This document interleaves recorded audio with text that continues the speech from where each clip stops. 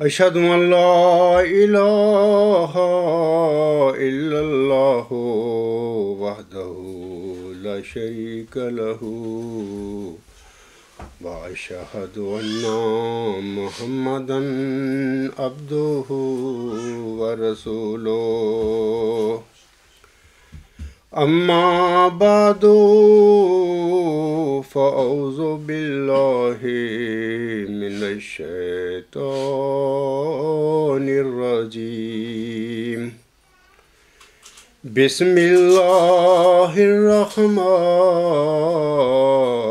الرحيم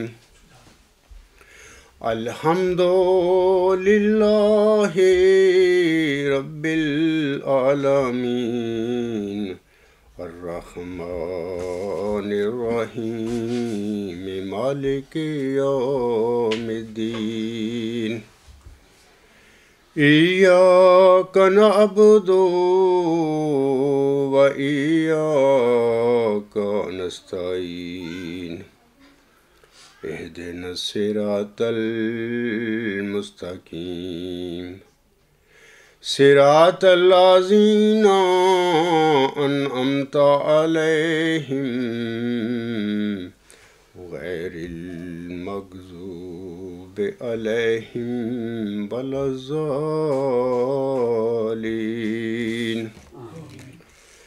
وَلِكُلِّ أُمَّةٍ جَعَلْنَا مَنْسَكًا لِيَذْكُرُوا اسْمَ اللَّهِ عَلَى مَا رَزَقَهُم مِّن بَهِيمَةِ الْأَنْعَامِ فَإِلَٰهُكُمْ إِلَٰهٌ واحد فله أسلموا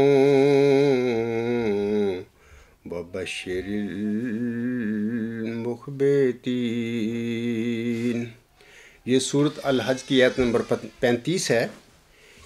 اس آیت میں اللہ تعالیٰ فرماتا ہے اور ہم نے ہر امت کے لیے قربانی کا طریق مقرر کیا ہوا ہے تاکہ وہ اللہ کا نام اس پر پڑھیں جو اس نے انہیں مویشی چوپائے جانور عطا کیے ہیں۔ پس تمہارا معبود ایک ہی معبود ہے، پس اس کے لیے فرما بردار ہو جاؤ اور عاجزی کرنے والوں کو تو بشارت دے دے۔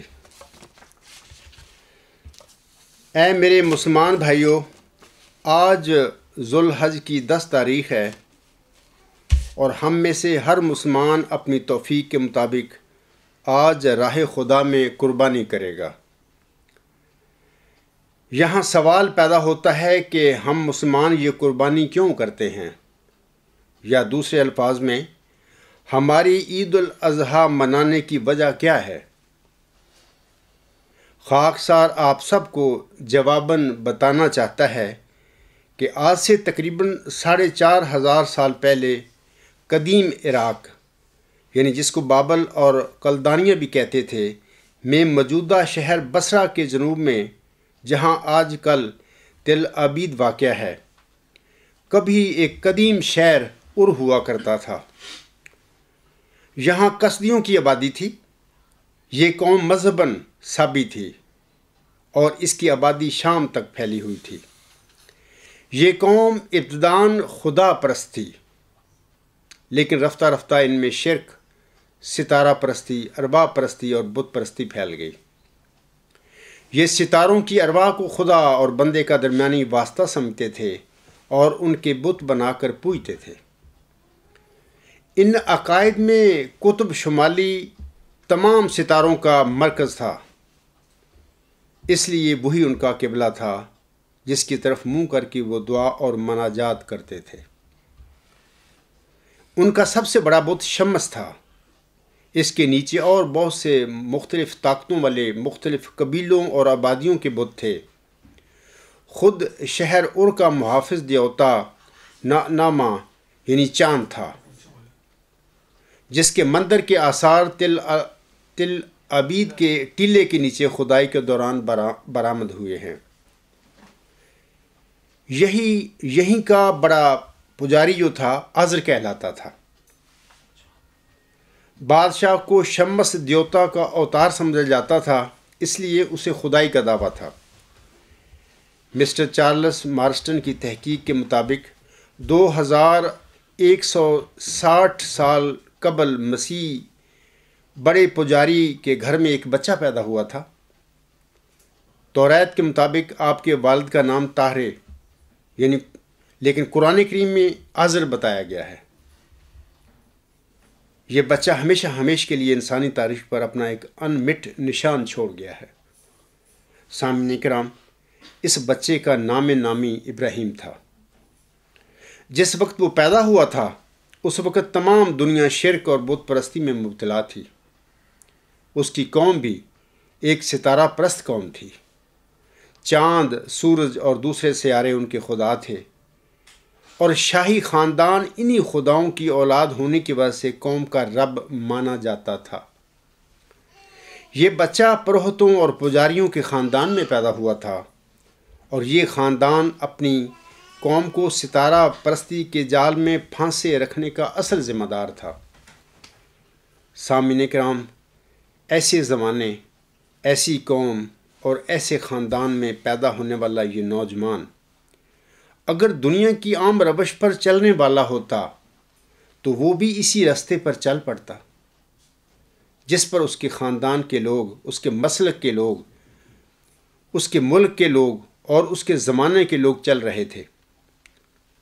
اس وقت دنیا میں بظاہر کوئی ایسی روشنی بھی موجود نہیں تھی جو کسی دوسرے راستے کی طرف رہنمائی کرنے والی ہوتی، اور پھر دنیا کے دستور کے مطابق اس کے ذاتی و خاندانی مفادات کا تقاضا بھی یہی تھا کہ وہ کسی اور راستے پر چلنے کا خیال دل میں نہ لاتا، اور اس کی وجہ یہ تھی کہ اس کے خاندان کی مذہبی دکان اور معیشت تو اسی ستارہ پرستی کے بل بوتے پر چل رہی تھی۔ لیکن حق و صداقت کا یہ پیکر ایسے انسانوں میں سے نہیں تھا جو بلا تحقیق اور بے شعور خس و خاشاک کی طرح اسی رخ پر اڑنے لگتے ہیں جدھر کی ہوا ہو۔ وہ موروثی عصبیت اور انا کی بنا پر باپ اور دادا اور قوم کے طور طریقوں کو بلا چون و چراں قبول کرنے پر آمادہ نہیں تھا۔ اس نے ہوش سنبھالتے ہی یہ تحقیق شروع کر دی کہ جو عقائد اور اصول اس کے بزرگوں اور اس کی ساری قوم نے اپنائے ہوئے ہیں، کیا وہ صحیح بھی ہیں یا کہ نہیں۔ اس آزادانہ تحقیقات کی خاطر اس نے سورج، چاند، ستاروں اور دیگر سب معبودوں پر تنقیدی نظر ڈالی جن کی خدائی کے چرچے وہ بچپن سے سنتا چلا آیا تھا۔ ایک ایک کو جانچ اور پرکھ کر دیکھا کہ اس پر خدائی کا گمان کہاں تک سچا ہے، اور پھر بالآخر یہ پختہ رائے قائم کر لی کہ یہ سارے بندے ہیں۔ خدائی اور الوہیت صرف اسی ہستی کو حاصل ہے جس نے آسمانوں اور زمین کو بنایا ہے، اور جب اس کو اس حقیقت کا علم ہو گیا تو پھر اس نے ایسے زندہ درگور لوگوں کا رویہ اختیار نہ کیا جو ایک بات کو حق جانتے اور بوجھتے ہوئے بھی اسے قبول کرنے کے لیے تیار نہیں ہوتے۔ اس نے حق کو حق جاننے کے بعد اسے قبول کرنے میں ایک لمحہ کی بھی دیر نہ کی، جیسا کہ اللہ تعالیٰ سورۃ انعام کی آیات 75 تا 80 میں فرماتا ہے، وَإِذْ قَالَ إِبْرَاهِيمُ لِأَبِيهِ آزَرَ أَتَتَّخِذُ أَصْنَامًا آلِهَةً إِنِّي أَرَاكَ وَقَوْمَكَ فِي ضَلَالٍ مُبِينٍ وَكَذَلِكَ نُرِي إِبْرَاهِيمَ مَلَكُوتَ السَّمَاوَاتِ وَالْأَرْضِ وَلِيَكُونَ مِنَ الْمُوقِنِينَ فلما جن علیہ اللیل رأى کوكبا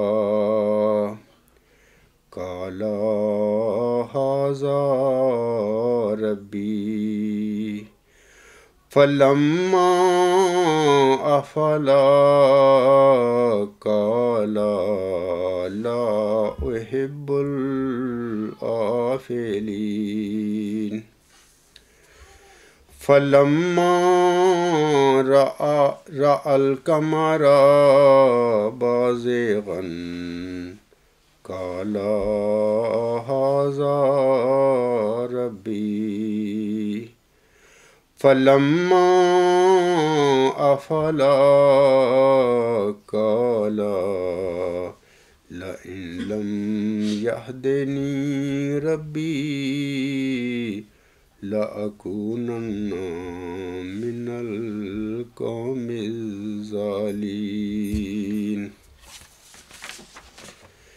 فلما رأى الشمس بازغة قال هذا ربي هذا أكبر فلما أفلت قال يا قوم إني بريء مما تشركون إني وجهت وجهي للذي فطر السماوات والأرض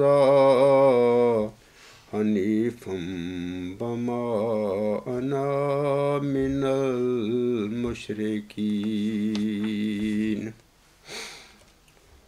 ان آیات میں اللہ تعالیٰ فرماتا ہے، اور جب ابراہیم نے اپنے باپ آزر سے کہا کیا تو بتوں کو معبود بناتا ہے، یعنی ان کو مانتا ہے، یقیناً میں تجھے اور تیری قوم کو کھلی کھلی گمراہی میں دیکھتا ہوں۔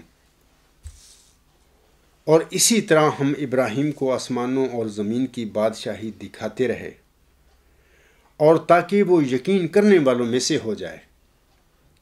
پس جب اس پر رات چھا گئی، اس نے ستارہ دیکھا تو کہا یہ میرا رب ہے۔ پس جب وہ ڈوب گیا تو کہنے لگا میں ڈوب جانے والوں سے محبت نہیں کرتا۔ پھر جب اس نے چاند کو چمکتے ہوئے دیکھا تو کہا یہ میرا رب ہے۔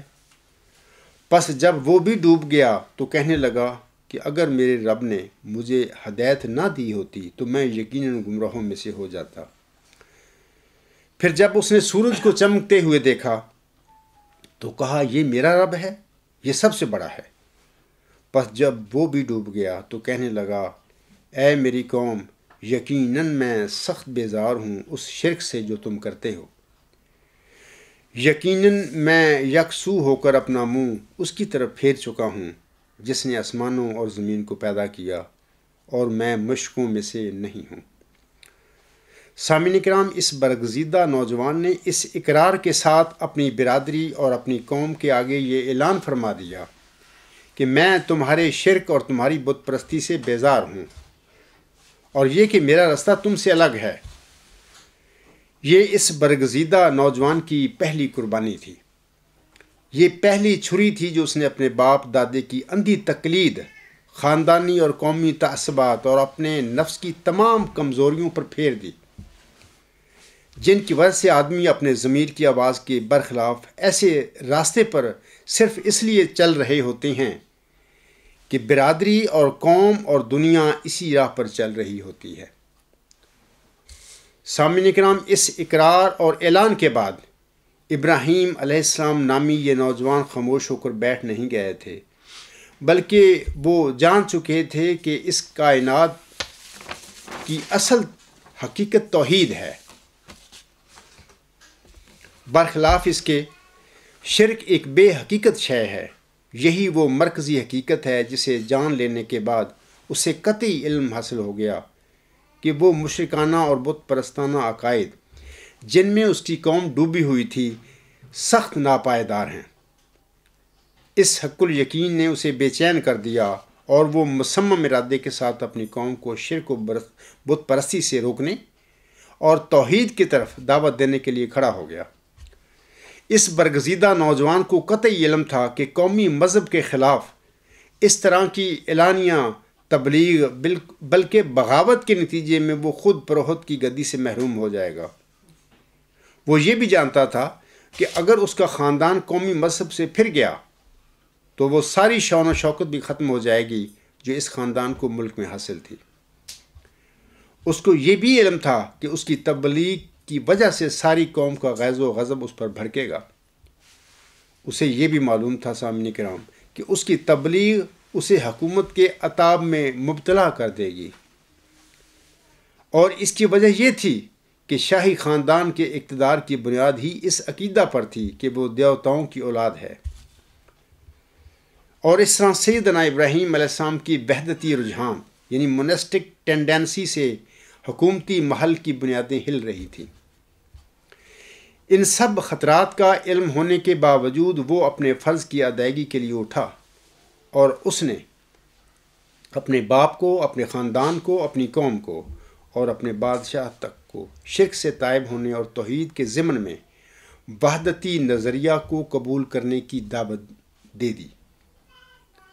اور پھر یہ بھی کہ قوم نے جس شدت سے اس کے نظریہ کی مخالفت کی، اس کی تبلیغی سرگرمیاں اتنی ہی شدت سے بڑھتی گئی۔ اب حالت یہ تھی کہ ایک طرف ایک تنہا نوجوان تھا اور اس کے خلاف بادشاہ وقت، برادری، خاندان، حتیٰ کہ اس کا باپ بھی کھڑا تھا۔ اب ملک میں نہ اس کا کوئی دوست تھا، ہر طرف اس کے دشمن ہی دشمن تھے۔ کوئی انسان اس کی ہمدردی کرنے والا نہیں تھا، لیکن اس کے باوجود اس نوجوان نے ہمت نہ ہاری اور قوم کے باطل عقائد کے خلاف سینہ سپر ہو گیا۔ اس نے باطل عقائد کا بطلان ظاہر کرنے کے لیے ہر قسم کے خطرات مول لیتے ہوئے اپنی دعوت اللہ کو جاری رکھا۔ بالآخر قوم نے اسے زندہ جلانے کا فیصلہ کر لیا، لیکن اس خوفناک سزا کی دہشت بھی اسے کلمہ حق کہنے سے روک نہ سکی۔ اس نوجوان نے آگ میں پھینکا جانا گوارا کر لیا، لیکن جس پاک ذات پر وہ ایمان لا چکا تھا، اس پاک ذات پر اپنے ایمان سے پھرنا اس کو گوارا نہیں تھا۔ اقبال نے کیا خوب لکھا ہے: نالہ ہے بلبل شوریدہ تیرا خام ابھی، نالہ ہے بلبل شوریدہ تیرا خام ابھی، اپنے سینہ میں اسے اور ذرا تھام ابھی۔ پختہ ہوتی ہے اگر مسلحت اندیش ہو عقل، پختہ ہوتی ہے اگر مسلحت اندیش ہو عقل، عشق ہو مصلحت اندیش تو ہے خام ابھی۔ بے خطر کود پڑا آتش نمرود میں عشق، بے خطر کود پڑا آتش نمرود میں عشق، عقل ہے محو تماشائے لب بام ابھی۔ اللہ تعالیٰ نے اپنی قدرت کاملہ کے ساتھ آگ سے بھی اسے بچایا، اور آگ اس کے لیے سلامتی کا موجب بنا دی گئی، جیسا کہ سورۃ الانبیاء کی آیات 69 تا 70 میں اللہ تعالیٰ فرماتا ہے: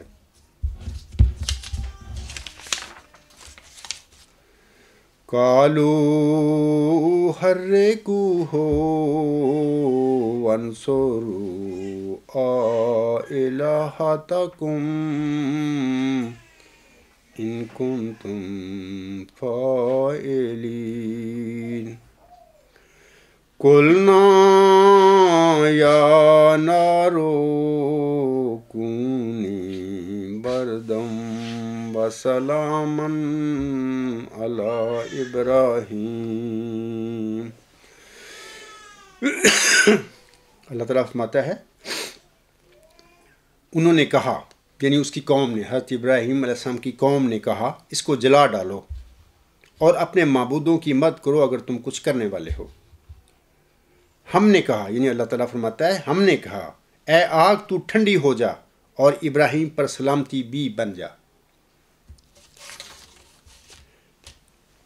سامعین کرام، بڑی دلیری کے ساتھ جھوٹ کے بتوں کو توڑنا اور پھر اس کی پاداش میں آگ میں پھینکا جانا حضرت ابراہیم علیہ السلام کی دوسری بڑی قربانی تھی۔ اسی اثناء میں آپ علیہ السلام کا ایک بھتیجا حضرت لوط علیہ السلام آپ پر ایمان لے آیا۔ اب آپ کو یقین ہو گیا کہ آپ کی قوم کسی قیمت پر بھی آپ کی دعوت اللہ، آپ کی دعوت الحق کو قبول کرنے کے لیے تیار نہیں ہے۔ لہذا آپ نے ہجرت کرنے کا فیصلہ کر لیا۔ کبھی شام، کبھی فلسطین، کبھی مصر اور کبھی حجاز میں قیام کیا، لیکن ان ممالک میں جہاں بھی وہ گیا لوگوں کو ایک خدا کی دعوت اللہ دیتا رہا۔ نتیجتاً جہاں بھی آپ جاتے آپ کی تبلیغ کی وجہ سے وہاں کی مقامی آبادی آپ کی دشمن بن جاتی۔ آپ کو دنیا کی جاہ و منصب کی طلب نہ تھی، آپ کی یہی تمنا تھی کہ لوگ شرک اور بت پرستی کو چھوڑ کر خدائے واحد و یگانہ کی پرستش کریں۔ یہی طلب اور یہی خواہش آپ کو جگہ جگہ لیے پھرتی رہی۔ سامعین کرام، اللہ کی خاطر اپنے گھر بار کو چھوڑ کر جلا وطنی اختیار کرنا حضرت ابراہیم علیہ السلام کی تیسری قربانی تھی۔ جب فلسطین میں قحط پڑا تو اللہ تعالیٰ نے آپ کو مصر کی طرف ہجرت کرنے کا حکم دیا۔ اس وقت مصر میں سامیوں کی حکومت تھی۔ مصر میں بھی ستارہ پرستی پھیلی ہوئی تھی۔ وہاں کا بڑا دیوتا شمس تھا جس کو مصری را کہتے تھے۔ بادشاہ کو شمس دیوتا کا بیٹا سمجھا جاتا تھا، لہذا اس کا لقب رامسیس یعنی را کا بیٹا تھا۔ اسی وجہ سے یہاں کے حکمرانوں کو خدائی کا دعویٰ تھا۔ حضرت ابراہیم علیہ السلام نے شرک و ستارہ پرستی کے خلاف مصر میں بھی تبلیغ جاری رکھی۔ تھوڑے عرصہ کے بعد فرعون مصر آپ کی بزرگی اور عظمت کا اس قدر قائل ہو گیا کہ اس نے اپنی بیٹی حضرت ہاجرہ کو عقیدت کی بنا پر آپ کو دے دیا۔ بعد ازاں آپ مصر سے کوچ کر کے دوبارہ فلسطین میں آ بسے۔ آپ نیک اولاد کے لیے ہمیشہ دعائیں کیا کرتے تھے۔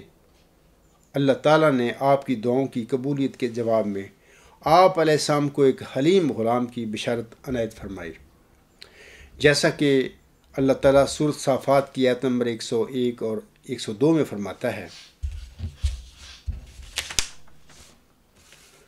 رب ہب لی من الصالحین فبشرنہ بغلام حلیم۔ اے میرے رب، مجھے نیک اولاد عطا کر۔ پس ہم نے اسے ایک حلیم غلام کی بشارت دے دی۔ فلسطین میں ہی سامعین کرام حضرت ہاجرہ کے بطن سے حضرت اسماعیل علیہ السلام پیدا ہوئے۔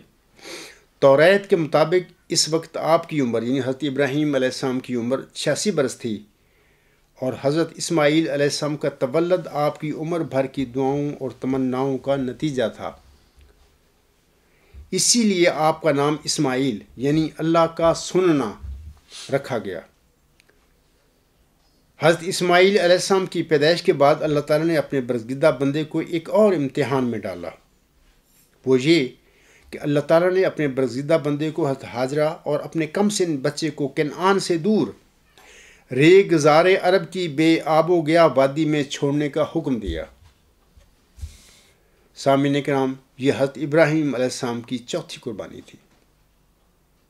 اللہ تعالیٰ کا یہ عاشق صادق بغیر کسی چون چرا کے اپنی محبوب بیوی اور اپنے برگزیدہ بچے کو فاران کی وادی مکہ میں جو ویران اور بے بنجر تھی وہاں چھوڑ آئے۔ سورۃ ابراہیم کی آیت 38 میں اللہ تعالیٰ نے اس کا ذکر کچھ یوں فرمایا ہے: ربنا انی اسکنت من ذریتی بواد غیر ذی زرع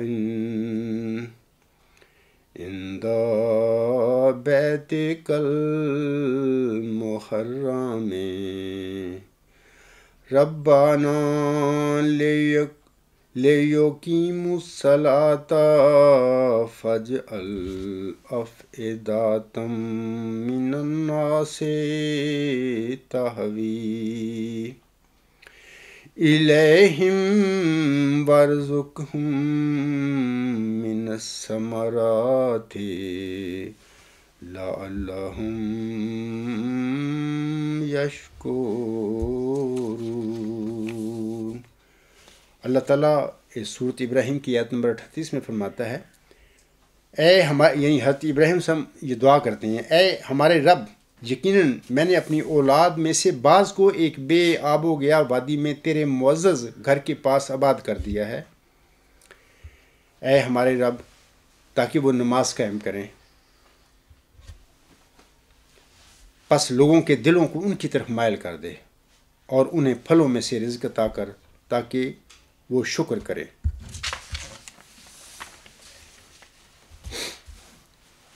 جب حضرت اسماعیل علیہ السلام دوڑنے بھاگنے لگے یا بھاگنے کے قابل ہوئے تو اللہ تعالیٰ نے اپنے برگزیدہ بندے کی ایک اور آزمائش کی، اور یہ آزمائش آپ کی سب آزمائشوں سے بھی بڑی آزمائش تھی۔ بزرگ و برتر رب نے آپ کو خواب میں آپ کے نوعمر بیٹے حضرت اسماعیل علیہ السلام کو اللہ کی راہ میں قربان کرنے کا حکم دیا۔ آپ علیہ السلام نے خواب دیکھنے کے بعد اپنے برگزیدہ اور فرما بردار بیٹے کو خواب سنا کر اس سے اس کی رائے پوچھی، تو فرما بردار بیٹے نے کہا کہ اے میرے باپ، جس طرح اللہ تعالیٰ آپ کو حکم دیتا ہے آپ اسی طرح کریں، اگر اللہ نے چاہا تو آپ مجھے صابر پائیں گے۔ اسی ضمن میں اللہ تعالیٰ سورۃ صافات کی آیات 101 تا 110 میں فرماتا ہے، فَلَمَّا بَلَغَا مَعَهُ السَّعْيَ قَالَ يَا بُنَيَّ إِنِّي أَرَىٰ فِي الْمَنَامِ أَنِّي أَذْبَحُكَ فَانظُرْ مَاذَا تَرَىٰ قَالَ يَا أَبَتِ افْعَلْ تُؤْمَرُ سَتَجِدُنِي إِنْ شَاءَ اللَّهُ مِنَ الصَّابِرِينَ۔ فَلَمَّا أَسْلَمَا وَتَلَّهُ لِلْجَبِينِ وَنَادَيْنَاهُ أَن يَا إِبْرَاهِيمُ قَدْ صَدَقْتَ الرُّؤْيَا إِنَّا كَذَلِكَ نَجْزِي الْمُحْسِنِينَ إِنَّ هَذَا لَهُوَ الْبَلَاءُ الْمُبِينُ وَفَدَيْنَاهُ بِذِبْحٍ عَظِيمٍ وَتَرَكْنَا عَلَيْهِ فِي الْآخِرِينَ سلام علی ابراہیم۔ ان آیات میں اللہ تعالیٰ فرماتا ہے، پس جب وہ اس کے ساتھ دوڑنے پھرنے کی عمر کو پہنچا، اس نے کہا، یعنی حضرت ابراہیم السلام نے اپنے بیٹے سے کہا، اے میرے پیارے بیٹے، یقیناً میں سوتے میں دیکھا کرتا ہوں کہ میں تجھے ذبح کر رہا ہوں، پس غور کر تیری کیا رائے ہے؟ اس نے کہا، اے میرے باپ، وہی کر جو تجھے حکم دیا جاتا ہے، یقیناً اگر اللہ چاہے گا تو مجھے تو صبر کرنے والوں میں سے پائے گا۔ پس جب وہ دونوں رضامند ہو گئے اور اس نے اسے پیشانی کے بل لٹا دیا، تب ہم نے اسے پکارا کہ اے ابراہیم، یقیناً تو اپنی لویا پوری کر چکا ہے، یقیناً اسی طرح ہم نیکی کرنے والوں کو جزا دیا کرتے ہیں۔ یقیناً یہ ایک بہت کھلی کھلی آزمائش تھی اور ہم نے ایک ذبح عظیم کے بدلے اسے بچا لیا، اور ہم نے بعد میں آنے والوں میں اس کا ذکر خیر باقی رکھا۔ ابراہیم پر سلام ہو۔ اے میرے مسلمان بھائیوں، آج ہم مسلمان جو اللہ تعالیٰ کے حضور قربانیاں پیش کر رہے ہیں، یہ ہم حضرت اسماعیل علیہ السلام کی اس عظیم و شان قربانی کی یاد میں کر رہے ہیں۔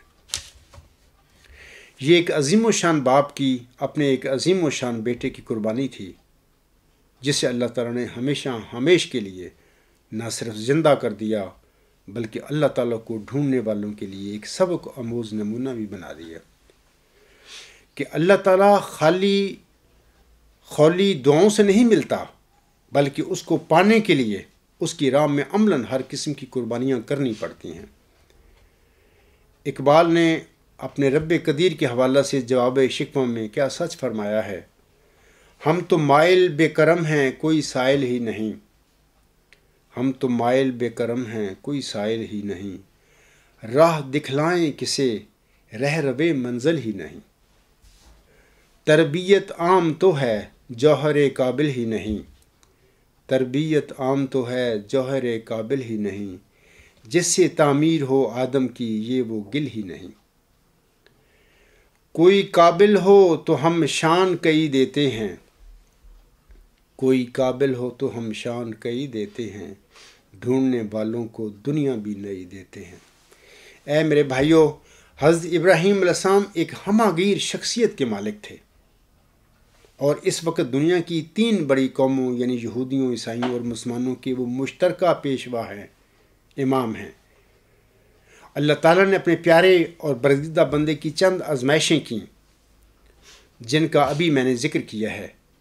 اللہ تعالیٰ جب اپنے کسی برگزیدہ بندے کی آزمائش کرتا ہے تو واضح رہے کہ ابتلاؤں کے بعد ہی وہ بندہ جزا کا سزاوار بنتا ہے، اور پھر آزمائش سے دوسرے لوگوں کو بھی یہ دکھانا مقصود ہوتا ہے کہ دیکھو میرا یہ بندہ میرے پیار اور میری محبت میں سب کچھ کرنے کے لیے تیار ہے، ورنہ اللہ تعالیٰ تو ہر انسان کے اندرونہ سے واقف ہے اور اسے کسی کی آزمائش کرنے کی کیا ضرورت ہے۔ جب ابراہیم ان آزمائشوں میں صابر اور ثابت قدم نکلا تو اللہ تعالیٰ نے اپنے بندے سے فرمایا۔ سورۃ البقرہ کی آیت نمبر 125 میں اللہ تعالیٰ فرماتا ہے: وَإِذِ ابْتَلَىٰ إِبْرَاهِيمَ رَبُّهُ بِكَلِمَاتٍ فَأَتَمَّهُنَّ قَالَ إِنِّي جَاعِلُكَ لِلنَّاسِ إِمَامًا قَالَ وَمِن ذُرِّيَّتِي قَالَ لَا يَنَالُ عَهْدِ الظَّالِمِينَ۔ اللہ تعالیٰ فرماتا ہے، اور جب ابراہیم کو اس کے رب نے بعض کلمات سے، بعض باتوں سے، بعض ابتلاؤں میں ڈال کر آزمایا اور اس نے ان سب کو پورا کر دیا تو اس نے کہا، یعنی اللہ تعالیٰ نے کہا، اللہ تعالیٰ نے فرمایا میں تجھے یقیناً لوگوں کے لیے ایک امام بنانے والا ہوں۔ اس نے عرض کیا، یعنی ابراہیم علیہ السلام نے عرض کیا، اور میری ذریت میں سے بھی۔ اس نے کہا، یعنی اللہ تعالیٰ نے فرمایا ہاں، مگر ظالموں کو میرا عہد نہیں پہنچے گا۔ ان الفاظ سے پتہ چلتا ہے کہ جب حضرت ابراہیم علیہ السلام اپنی آزمائشوں میں پورے نکلے تو اللہ تعالیٰ نے اپنے پیارے بندے سے فرمایا، اے ابراہیم میں تجھے لوگوں کا امام بنانے والا ہوں۔ یہاں امامت سے مراد نبوت ہے، لیکن حضرت ابراہیم علیہ السلام نے اللہ تعالیٰ سے عرض کیا کہ اے میرے رب، میری نسل میں سے بھی امام بنانا۔ تو جواب میں اللہ تعالیٰ نے فرمایا ہاں، میں تیری نسل میں سے بھی امام بناؤں گا، لیکن میرا یہ وعدہ ظالموں کو نہیں پہنچے گا۔ مراد یہ ہے کہ اللہ نے فرمایا کہ اے میرے بندے، جو تیری نسل میں ظالم بن جائیں گے، تیری اولاد میں سے ظالم بن جائیں گے، میں ان کو یہ امام نہیں بناؤں گا۔ تو پھر ہم دیکھتے ہیں سامعین کرام کہ اللہ تعالیٰ نے حضرت ابراہیم علیہ السلام کی نسل میں انبیاء کی لائن لگا کر آپ علیہ السلام کو ابو الانبیاء یعنی نبیوں کا باپ بنا دیا۔ آپ علیہ السلام نے اور آپ کے عظیم و شان بیٹے حضرت اسماعیل علیہ السلام نے اللہ تعالیٰ کا گھر تعمیر کرتے وقت اللہ تعالیٰ کے حضور ایک عظیم و شان نبی مبعوث کرنے کے لیے بھی دعا کی تھی، جیسا کہ اللہ تعالیٰ سورۃ البقرہ کی آیت نمبر 130 میں فرماتا ہے، ربنا وابعث فیہم رسولا منہم یتلو علیہم آیاتک وَيُعَلِّمُهُمُ الْكِتَابَ وَالْحِكْمَةَ وَيُزَكِّيهِمْ إِنَّكَ أَنْتَ الْعَزِيزُ الْحَكِيمُ۔ اور اے ہمارے رب، تو انہی میں سے ایک عظیم و شان رسول مبعوث کر جو ان پر تیری آیات کی تلاوت کرے، جو ان پر تیری آیات پڑھے اور انہیں کتاب کی تعلیم دے اور اس کی حکمت بھی سکھائے اور ان کا تزکیہ بھی کرے۔ یقیناً تو ہی کامل غلبہ والا اور حکمت والا ہے۔ حضرت ابراہیم علیہ السلام کی دعا کے نتیجے میں پھر انہی انبیاء میں سے اللہ تعالیٰ نے ایک امی حضرت محمد مصطفیٰ احمد مجتبیٰ صلی اللہ علیہ وسلم کو نہ صرف نبوت کے بلند ترین روحانی مقام یعنی خاتم النبیین پر فائز کیا، بلکہ بنی نو انسان کی رہنمائی اور ہدایت کے لیے آپ صلی اللہ علیہ وسلم پر ایک کامل کتاب قرآن کریم بھی نازل فرمائی۔ ہمارے سید الانبیاء حضرت محمد مصطفیٰ احمد مجتبیٰ صلی اللہ علیہ وآلہ وسلم جو کہ بانی اسلام تھے، آپ اپنے جد امجد حضرت ابراہیم علیہ السلام کی دعا کا نتیجہ ہی تھے۔ ہم جانتے ہیں کہ اس وقت روئے زمین پر 3 بڑے الہامی مذاہب یعنی یہودی، عیسائی اور مسلمان موجود ہیں، اور یہ سب حضرت ابراہیم علیہ السلام کو اپنا پیشوا اور رہبر مانتے ہیں۔ آج جو ہم عید الاضحیٰ منا رہے ہیں، یہ شروع میں نے سوال رکھا تھا آگے کہ یہ جو ہم عید الاضحیٰ منا رہے ہیں آج، یہ اس کی وجہ کیا ہے، ہم کیوں مناتے ہیں؟ تو یہاں پر میں آپ لوگوں کو پھر بتاتا ہوں کہ آج جو ہم عید الاضحیٰ منا رہے ہیں، یہ عید ہم حضرت ابراہیم اور حضرت اسماعیل علیہ السلام کی اس عظیم و شان قربانی کی یاد میں منا رہے ہیں جس کا سورہ صفات میں ذکر ہو چکا ہے۔ روایات میں لکھا ہے کہ حضرت ابراہیم علیہ السلام متواتر 3 دن یعنی 8، 9 اور 10 ذوالحج تک یہ خواب دیکھتے رہے کہ وہ اپنے پیارے بیٹے کو ذبح کر رہے ہیں۔ تیسرے دن یعنی 10ویں ذوالحج کو پھر آپ علیہ السلام اپنے پیارے بیٹے کو اللہ کی راہ میں ذبح کرنے کے لیے تیار ہو گئے۔ اے میرے مسلمان بھائیوں، حضرت ابراہیم علیہ السلام کی یہ قربانی دراصل ہر قسم کی قربانیوں کی معراج ہے، اور اس سے بڑھ کر ہم کسی قربانی کا سوچ بھی نہیں سکتے۔ یہ تو جانی قربانی سے بھی بڑھ کر ہے۔ جانی قربانی میں تو انسان آنکھیں بند کر کے اللہ کے لیے قربان ہو جاتا ہے، لیکن حضرت ابراہیم علیہ السلام نے جو اولاد کی قربانی کی وہ ہر لحاظ سے اعلیٰ اور عظیم تھی، کیونکہ اول یہ اولاد وہ تھی جو اللہ تعالیٰ نے آخری عمر یعنی بڑھاپے میں بخشی تھی، دوسرے یہ کہ اولاد بھی نرینہ تھی، اور تیسرے یہ کہ ایک ہی اولاد تھی۔ کیا برگزیدہ اور کیا عظیم انسان تھا سیدنا حضرت ابراہیم علیہ السلام۔ اللہ تعالیٰ کی ہزاروں ہزار رحمتیں آپ علیہ السلام پر نازل ہوں، آمین۔ سامعین کرام، حضرت ابراہیم علیہ السلام کی اس قربانی میں ہمارے لیے بہت سارے اسباق پوشیدہ ہیں۔ پہلا سبق یہ ہے کہ جب کوئی انسان اپنے لیے اللہ تعالیٰ کو اختیار کر لیتا ہے تو پھر اسے رضائے الہی کی خاطر ہر قسم کی قربانی کے لیے تیار رہنا چاہیے۔ دوسرا سبق یہ ہے کہ جب کسی انسان کو ایسی قربانی کی توفیق مل جائے تو پھر ایسے انسان کو اللہ تعالیٰ کبھی ضائع نہیں کیا کرتا، بلکہ اس کی یاد اپنے بندوں میں دائمی طور پر قائم فرما دیتا ہے۔ تیسرا سبق یہ ہے کہ اللہ تعالیٰ کی راہ میں کسی جانور کا خون بہا دینا کوئی بڑی بات نہیں، کیونکہ خون اور گوشت اللہ کے حضور نہیں پہنچتے بلکہ تقویٰ پہنچتا ہے۔ اور اصل جزا نیت پر ہی ملتی ہے، جیسا کہ اللہ تعالیٰ فرماتا ہے سورۃ الحج کی آیت نمبر 38 میں۔ اللہ تعالیٰ فرماتا ہے لَن يَنَالَ اللَّهَ لُحُومُهَا وَلَا دِمَاؤُهَا وَلَكِنْ يَنَالُهُ التَّقْوَىٰ مِنكُمْ كَذَلِكَ سَخَّرَهَا لَكُمْ لِتُكَبِّرُوا اللَّهَ عَلَىٰ مَا هَدَاكُمْ وَبَشِّرِ الْمُحْسِنِينَ۔ ہرگز اللہ تعالیٰ تک نہ ان کے گوشت پہنچیں گے اور نہ ان کے خون، یعنی جن جانوروں کی اللہ تعالیٰ کے حضور ہم قربانی پیش کرتے ہیں، ان جانوروں کے نہ گوشت اللہ کے حضور پہنچتے ہیں نہ ان کے خون پہنچتے ہیں۔ اللہ فرماتا ہے لیکن تمہارا تقویٰ اس تک پہنچے گا، اللہ تعالیٰ تک نہ۔ اسی طرح اس نے تمہارے لیے انہیں مسخر کر دیا ہے تاکہ تم اللہ کی بڑائی بیان کرو، اس بنا پر کہ جو اس نے تمہیں ہدایت کی اور احسان کرنے والوں کو، محسنوں کو خوشخبری سنا دے۔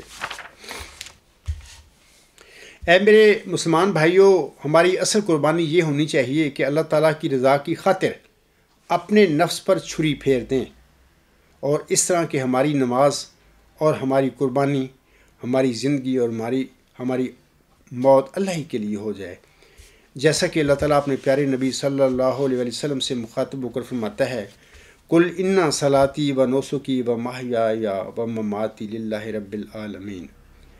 تو کہہ دے کہ یقیناً میری نماز اور میری قربانی اور میری زندگی اور میری موت سب اللہ ہی کے لیے ہے جو سب جہانوں کا رب ہے۔ اے اللہ تعالیٰ ہم سب کو ایسی قربانی کی توفیق بخش، آمین۔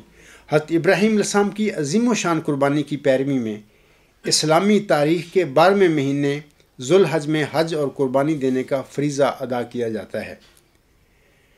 قومی تہواروں میں عید الاضحیٰ کی اہمیت دیگر تہواروں کی نسبت اس لیے بھی انفرادی حیثیت کی حامل ہے کیونکہ عید قربان سے پہلے تمام دنیا سے تعلق رکھنے والے فرزندان اسلام حج کا فریضہ ادا کرتے ہیں، جو شعائر اسلامی میں اہم ترین رکن کی حیثیت رکھتا ہے۔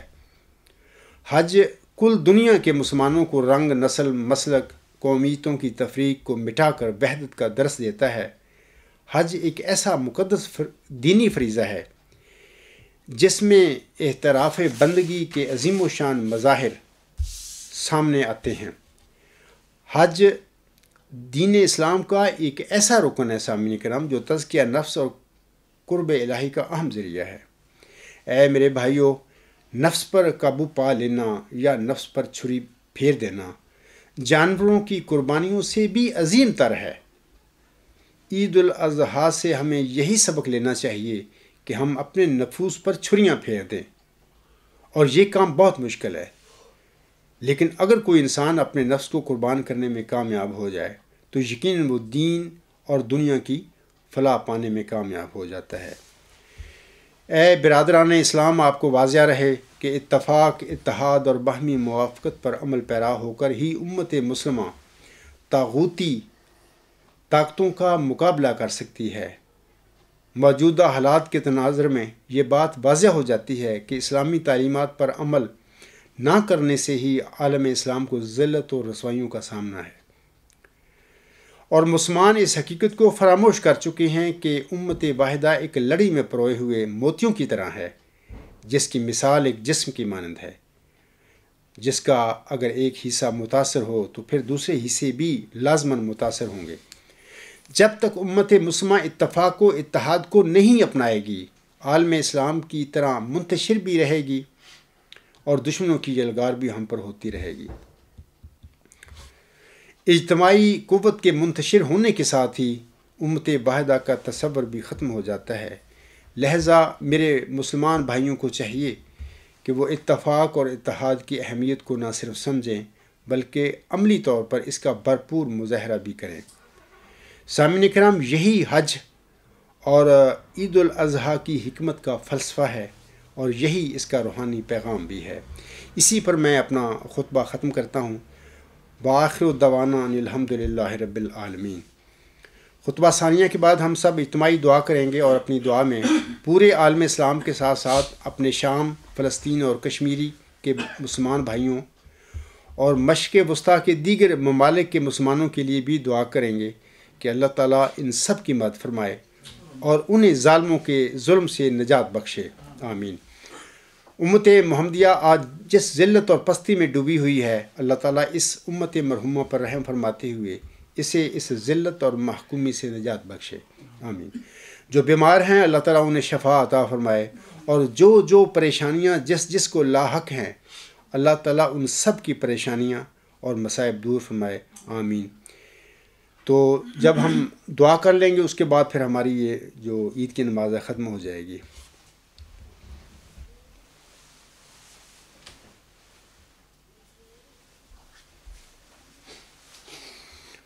الحمد للہ نحمدہ ونستعینہ ونستغفرہ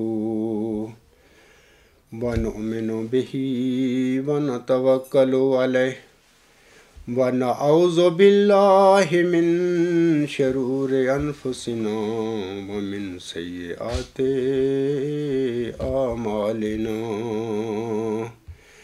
من یہدہ اللہ فلا مضل لہ ومن یضللہ فلا ہادی لہ، ونشہد ان لا الہ الا اللہ ونشہد ان محمدا عبدہ ورسولہ۔